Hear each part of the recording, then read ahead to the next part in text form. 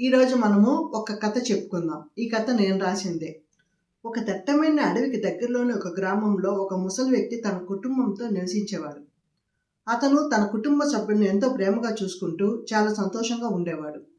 అతను కట్టెలు కొట్టి వాటిని సేకరించి మోపు కట్టి దగ్గరలోని గ్రామాల్లో అమ్మి ఆ వచ్చిన ధనంతో తన కుటుంబాన్ని పోషించేవాడు. అలా ఒకరోజు అతను అడవిలోకి వెళ్ళి ఆ రోజు కట్టెలెన్నిటినో కొట్టి వాటిని సేకరించి మోపుగా కట్టాడు.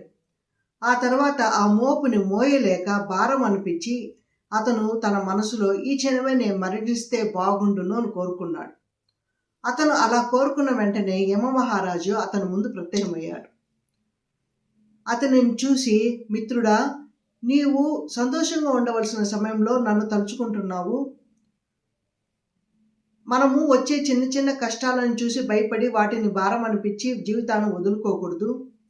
ఇటువంటి కష్టాలన్నిటిని దాటిన తర్వాత వచ్చేదే కలిగేదే ఆనందము అని చెప్పి మాయమైపోయాడు. ముసలి వ్యక్తి తన మనసులో తాను కోరుకున్న చెడ్డ కోరికను తలుచుకుని బాధపడి ఎంతో కష్టాన్ని ఓర్చుకుని ఆ కట్టెల మోపుని తన వీపుపై పెట్టుకుని దగ్గరలోని గ్రామంకి వెళ్ళి వాటిని అమ్మి ధనాన్ని సేకరించి ఆ రోజు తన కుటుంబానికి కావాల్సిన సరుకులన్నిటిని కొనుక్కొని ఇంటికి వెళ్ళి తన కుటుంబంతో కలిసి ఆనందంగా సంతోషంగా ఉన్నాడు.